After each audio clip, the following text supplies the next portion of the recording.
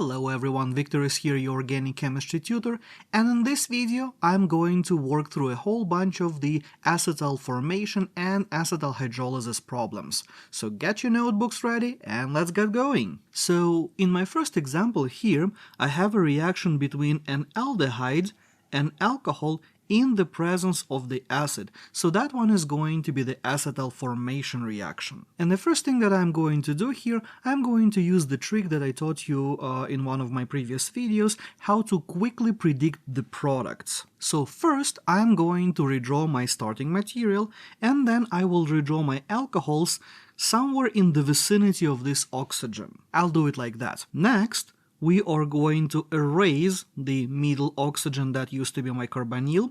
I'm going to erase each of the hydrogens that I have attached to my oxygens of the alcohol, and then I'm going to connect those oxygens to the carbon of what used to be my carbonyl, and that gives me my product. And if I redraw it a little bit nicer, I'm going to have a structure that looks like that. But now, since I do have my product, I don't want to just stop here and move to the next problem. I want to confirm that my product is correct by drawing the entire mechanism for this reaction. So to start with my mechanism, I'm going to first redraw my aldehyde here and the tazelic acid. And since the first step here is going to be the proton transfer, I'm also going to be showing the bond between my oxygen and the hydrogen of the tazelic acid. So I'm going to protonate that aldehyde like this, which is going to give me a protonated intermediate that looks like this.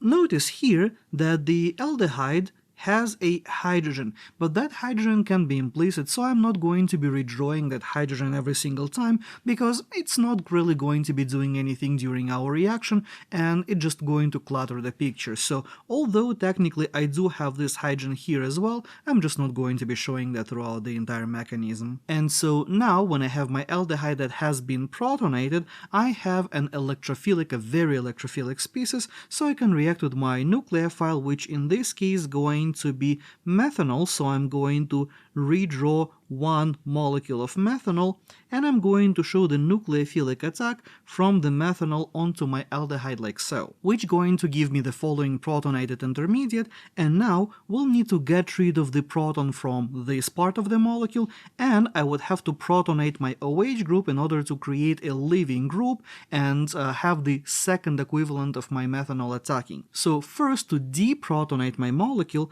I'm going to show another equivalent of my methanol coming in and doing the deprotonation here by pulling that proton off, which is going to yield me a neutral intermediate that we know as hemiacetal. Since we know that hemiacetals are not stable, the reaction is going to continue. I'm going to reprotonate my OH group, and the source of this H+ that I have here, it can be a protonated methanol from the previous step, or it can be another equivalent of my tazelic acid, or essentially wherever this proton is coming from. Just make sure that you're bringing it either from the acid or protonated species and not from another equivalent of the alcohol, because alcohol by itself is not acidic enough. So that creates my leaving group that now can dissociate. But before we go there, I want to point out one thing.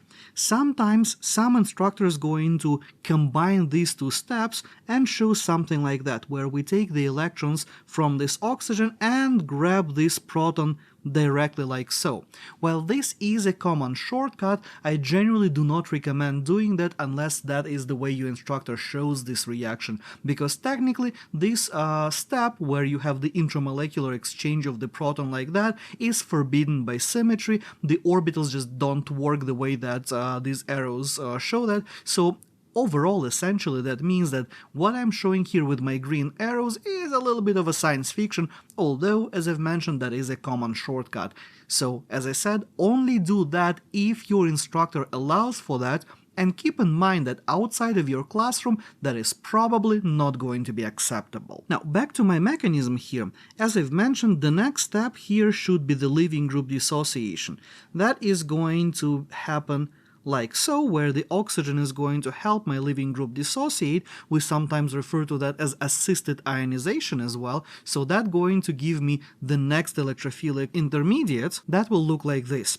From this point, this species really resembles the protonated carbonyl that we had at the very beginning, so we are again back to having an extremely electrophilic species, and this electrophilic species can react with the next equivalent of our nucleophile, and nucleophile here is still the same thing. It is still going to be our methanol, so I'm going to redraw our methanol and show this nucleophilic attack like so. This is going to give me a protonated intermediate, and the last bit of this mechanism is going to deprotonate our positively charged species to get rid of the positive charge, and for that purposes I'm going to use another equivalent of methanol, which is going to come in, pull that proton off, giving us the final product that looks like that. And that is exactly the same molecule that we got through our trick, so we know that we didn't lose any carbons, we didn't put any unnecessary carbons anywhere, we didn't lose track of our groups, and we did everything correctly. Now, for the next reaction, I again have a carbonyl, in this case that is going to be a ketone, and I am reacting it with an alcohol in the presence of the acid. So that one is again going to be a formation of our acetal, and the first thing that I'm going to do here, I will check what sort of a product I am going to get using my trick. I'm not going to go through all the steps over and over again, the steps are always going to be the same: draw our carbonyl, draw the alcohols near to it, erase the carbonyl, connect everything together, but the product that we're getting in this reaction should look something of that sort. So when it comes to my mechanism, I'm going to start with my ketone, and I'm going to protonate that ketone with the acidic proton that we have floating around, and in this case the source of my proton is going to be sulfuric acid. So I can either show the dissociation of my sulfuric acid into H+ and HSO4-, or I could show this attack happening directly. This proton transfer is going to give me a very electrophilic species, which I'm going to react with my nucleophile, and the nucleophile in this case is going to be our alcohol isopropanol. So isopropanol going to attack our carbonyl, giving us a protonated intermediate that's going to look like that. Now, the next step here is going to be a proton transfer. I'm actually going to combine two of my proton transfers, one in which I'm going to be getting rid of this proton over here, and another one where I'm going to be protonating my OH group. So I'm going to combine all of that into one step and just say that I have a ±H+ here, which going to essentially mean that we have a combination of two proton transfer steps, which would result in the following protonated species, and we are skipping the midpoint where we have our hemiacetal. Now we have H2O over here, which is going to be our leaving group, so we're going to proceed to our assisted ionization, where the oxygen is going to kick the other oxygen out, restoring the electrophilic CO double bond, which now going to react with the second equivalent of our nucleophile floating around, like so, giving us a structure that really looks like our final product, with the only exception that we have this hydrogen over here, so we need to get rid of that one, and in order to do so, we are going to use another equivalent of our alcohol. That guy will come by, pull that proton off, giving us our final product, which again is the same molecule as what we got with our trick. Now, in my next example, I am reacting the carbonyl over here with the diol, and whenever we are doing reaction with the diol, we're looking at the formation of the cyclic acetal. So the product that I expect in this case is going to look something like this, where this part from my diol is now sitting over here, making a ring. So mechanistically speaking, this reaction is no different from what we have seen before. We are going to start by protonating our carbonyl by our tazelic acid, giving us an extremely reactive electrophilic species, which now can react with our nucleophile, and the nucleophile in this case is going to be our diol, so I'm going to draw it out like so, and the first attack here is going to be just like what we have seen before, where the OH attacks our carbonyl, making the corresponding protonated intermediate. Like in the previous case, I'm going to use the shortcut here, and I'm going to combine my two proton transfer steps so I can move this proton from here right onto this OH group and form my leaving group. So now I have my leaving group sitting on my molecule, ready for the dissociation. One of the common mistakes that I see a lot of students make at this point, it is really tempting to just do that and do the intramolecular attack like so, because we know that intramolecular attacks are super favorable. We typically see them whenever we have a chance, but in this case, if you are doing that SN2 style like that, well, the problem here is that this carbon that you have over here is too crowded, which means that doing an SN2 style attack here is simply not going to be possible, which means that always remember that the leaving group dissociation is going to come off first, the leaving group is going to pop off first, and then the nucleophile is going to attack. So these reactions are always SN1 style rather than the SN2 style, no matter how tempting that might seem. So I'm going to say that step number 1 in this part of my mechanism is going to be the leaving group dissociation, giving me an intermediate looking like that. And at this point, I took the methyl group, this CH3 that I had on the right, and I moved it up CH3 over here so it doesn't stick in the middle of my molecule in a weird way. Also, to make it a little bit easier to visualize how exactly this cyclization is going to happen, I'm going to take the bottom part of my molecule and I will rotate that in space a little bit, giving me a structure that looks like this. Now it becomes much easier to see how exactly this re-enclosure is going to happen via the intramolecular nucleophilic attack. Here I have my nucleophile, let's call it an atom number 1, then I have my atom 2 here, 3, 4, and 5, so I am expecting a 5-membered ring, making a bond between my oxygen, which is my atom number 1, and carbon number 5. And as a result of my nucleophilic attack, I'm going to get a structure that looks like this, and my atom number 1 is still here, my atom number 5 is still here, and then the rest of the chain is where it needs to be.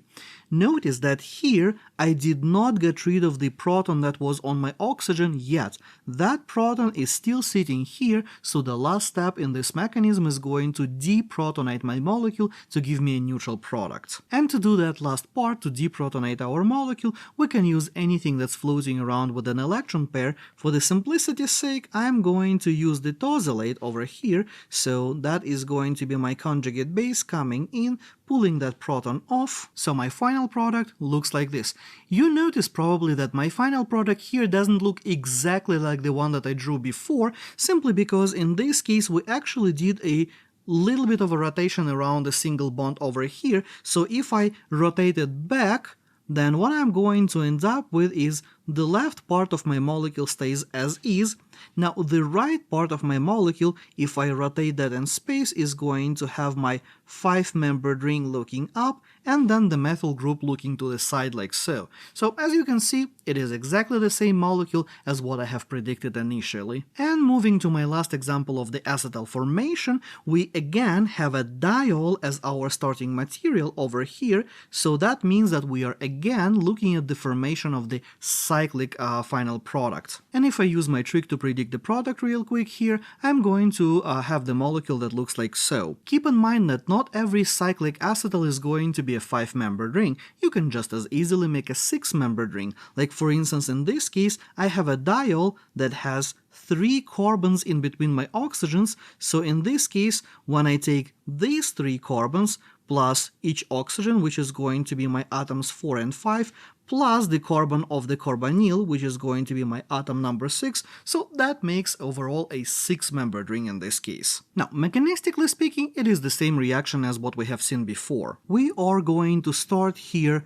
from the proton transfer, that's going to give us our protonated intermediate, our electrophilic intermediate. Then we are going to do the nucleophilic attack, giving us the protonated hemiacetal over here. After the proton transfer, after a series of 2 proton transfers, we're going to make a leaving group, which is going to dissociate. Then we're going to do the intramolecular nucleophilic attack over here, giving us our cyclic intermediate, which after the loss of the proton, going to give us our target molecule over here. And as we can see here, our final product here is exactly what we have expected from the reaction from the get-go. Now, the next few examples that I have here are going to be the acetal hydrolysis. And how do I know that it's going to be an acetal hydrolysis? Well, easy. I have the acetal as the functional group for my starting material, and now I'm doing reaction with water in the presence of the acid. So whenever we are doing any kind of reaction with water, that is typically going to be a hydrolysis reaction in organic chemistry, and since my starting material in this case is going to be the acetal, well, that is the acetal hydrolysis. So we're going to be breaking our acetal and making the corresponding carbonyl and alcohols. Now, if I wanted to predict my product real quick using the trick that I have taught you before, we're going to redraw our starting material, we're going to grab our eraser, and we're going to erase carbon-oxygen bonds that we have in the middle for our acetal. We are going to add a carbonyl over here, and then we are going to add hydrogens to our oxygens. So if I redraw it nicely now, preserving the correct bond angles and drawing everything to scale, I have one molecule of alcohol here, then I have a molecule of a carbonyl, which is acetaldehyde in this case, and then I have the second molecule of my alcohol like so. So these are the three products that we expect in this reaction. Well, technically it's two products because we have two of the same equivalent of our alcohol, so technically it's two products, but we have two equivalents of one of those. Three molecules, that's probably what I should have said. So mechanistically speaking wise, we are going to start by drawing our molecule, and step number one here is going to be to protonate one of my oxygens. Which oxygen I'm going to protonate? Well, that part is not really relevant. You can grab whichever you like. So I'll do the one that's closer to my sulfuric acid. So I'm going to protonate that one, making a corresponding intermediate. Now, the right part of this molecule, this part of the molecule, is a leaving group. So I'm going to go to the leaving group dissociation instead of nucleophilic attack like what I've been doing before, because now we're doing this entire mechanism in reverse. So now, in order to do this leaving group dissociation, I'm going to have my neighboring oxygen help this leaving group pop off, giving me the first equivalent of my alcohol over here and my half broken down starting material. Now, next we are going to have the nucleophilic attack on our electrophile over here. Of course, I could react it with an alcohol again, but since we're trying to do the hydrolysis, water in this case is going to be taken in excess, so statistically speaking, we're more likely to react it with water rather than with alcohol. And besides, if we react it with alcohol, we're just going to go backwards, and that's not quite what we want to do in this case. So water going to come in, react with our carbonyl, and that's going to give us an intermediate that looks like this. From this point, I'm again going to use the shortcut in which I'm going to say that I have a plus minus H+, so I'm going to end up getting rid of the extra proton over here and adding another proton onto my left oxygen to convert that into a good leaving group, which would give me a molecule looking like this. From this point, we have a good leaving group on the left side, so we are again going to have our leaving group dissociation, forming my second equivalent of the alcohol that I have for my product over here, and the protonated carbonyl. So the last bit that I have here is to get rid of that proton on my carbonyl, so I'm going to use the conjugate base that we have floating around from our sulfuric acid, our sulfate, which is going to come in, pull that proton off, giving me acetaldehyde, which is my last piece over here, my last product, so I have reached all of my three products that I drew initially. So while in acetal formation reaction you're going to get your final product in one piece, in the hydrolysis we're breaking molecule into bits and pieces, so in this case we are going to end up with multiple products in most cases, and the bits and pieces going to come out of our mechanism at different times. Now, moving on to the next example, I have another acetal hydrolysis here, but now that is a cyclic acetal. So in this cyclic acetal, once I break this bond and I break this bond, I will end up with the carbonyl from the middle portion. That would look something like that, and my alcohol part, that part is going to be a diol because we have a cyclic acetal here. So for my diol, I would end up with the final molecule, that should look something like that, ethylene glycol. And of course I drew it a little bit exaggerated to show the similar cyclic structure to what I had there to begin with, so it's a little bit easier to see it visually. Now, mechanistically wise, like in the previous case, and pretty much in any case of these reactions, we are going to start by our proton transfer, and it doesn't matter which of the two oxygens here I'm going to be protonating. Grab whichever one you like. This will give us the protonated intermediate like this, and from this point we are ready to get our leaving group dissociation going. So I'm going to show my curved arrows like that, but here is a very important thing to keep in mind. The leaving group that I have in this case, which is this part of the molecule, is not going to just fall off completely because it is still connected to the rest of my molecule. So while I am going to be doing the leaving group dissociation here, I'm still going to have one molecule as the product of this step. That will look something like that. So the bond that I used to have a bond between this carbon and this oxygen, but then I broke this bond and my oxygen is still connected to the rest of my molecule. So be very careful with steps like that and don't accidentally rip half of your molecule off and forget about its existence. That will definitely cost you points on the exam and will definitely be counted against you. So be very careful here. So now when I have this intermediate, my next step, like in the previous case, is going to be the attack by water as our nucleophile. So I'm going to draw my water over here and I'm going to show this nucleophilic attack, giving me a protonated intermediate looking like this. Then we are going to have a series of proton transfers. Now we need to get rid of the proton from here and add proton onto this oxygen to convert this entire part of the molecule into a leaving group, giving me the following intermediate. Then from this point we are going to now finally break our molecule into two pieces, where the leaving group is now going to carry both oxygens away, giving me my protonated aldehyde and my ethylene glycol. So I have finally formed that part, which was my product right over here. I'm going to circle it like that. And the final bit here is going to get rid of my extra proton that I have sitting on my aldehyde. So in order to do that, I am again going to be using the conjugate base of our acid, our sulfate anion, which going to come in, pull my proton off, giving me the final product that looking like this. And that is precisely what we have predicted to begin with, so we didn't lose anything. So I'm going to circle this guy as well. I have this one and it is right over here in my predicted mixture. Now, moving on, I have a really fun question over here.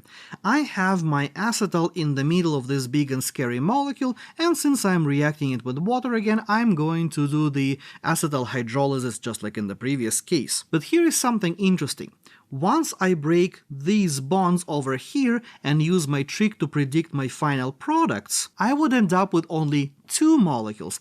And importantly here, the OH part is the same molecule with my carbonyl, so I didn't end up breaking it completely because my alcohol on the left side is still connected to the middle portion where the carbonyl used to be. So in this case, I actually end up only with two molecules, and one of my products has both carbonyl and the alcohol as the functional groups. Mechanistically speaking, we are going to start by protonating our starting material like before. Again, although the molecule is not symmetrical here, it doesn't really matter which oxygen you decide to protonate, so technically there will be two possible versions of this mechanism, both of which are correct. So I will choose to use my right oxygen to protonate that one, giving me an intermediate that looks like this, giving me a positively charged intermediate, and at this point we have formed our alcohol as a product, so I'm going to circle that one. We are going to follow it up by the nucleophilic attack by water, giving us this protonated intermediate. Then we'll do a couple of proton transfers, so I'm going to abbreviate those as plus minus H plus. We are going to be pulling off the proton from here and adding it right over here, so now we can break that bond. So now, once I have my proton at the correct position, I can do my leaving group dissociation like so, breaking the bond that I used to have between this oxygen and this carbon, but that doesn't break the molecule apart. The molecule used to be one whole molecule, it is still one whole molecule. So be very careful with examples like that, because it might be very tempting to break a molecule into pieces, but that's actually not happening here. We're only breaking one carbon-oxygen bond in this case. So the last bit that is left for us is to deprotonate our carbonyl to get rid of the proton right over here, and in order to do so, I'm going to bring my good old friend tosylate, which is our conjugate base of our acid, and use that to pull my proton off, giving us our second final product, the second part of the final product. So this one over here, I'm going to circle it, is right there, so just like what we have predicted. And for the last example over here, I have a big and scary molecule, but that doesn't really matter. We're still going to do exactly the same thing. We are going to be breaking these two bonds over here, and once we do that, we're going to expect to see the cyclopentanone as one of our products, our carbonyl, and two equivalents of ethanol as our alcoholic co-products. And mechanistically, like always, we're going to start with a proton transfer, which is going to follow up by the leaving group dissociation like so, giving me my first equivalent of alcohol. I'm going to circle it right over here, and then the carbonyl-like compound, which is going to react with water, giving me the following intermediate, a couple of proton transfers to give me a good leaving group, which produces the second equivalent of my alcohol, so I'm going to circle that one over there, and finally my last proton transfer here is going to give me my carbonyl, which is my last product among the predicted ones that we had there to begin with. So as you can see, the acetal formation and hydrolysis mechanisms, they are not inherently difficult mechanisms. Yeah, you have a lot of steps there, they're long mechanisms, but once you do a few practice problems, that they become essentially like a second nature, so there is nothing to be afraid of here. Just do a few practice problems and you will learn those mechanisms very easily, and you'll be able to reproduce them on the exam without any problems. As always, thank you for watching, like, share and subscribe for daily organic chemistry updates, watch this video next, and I will see you tomorrow.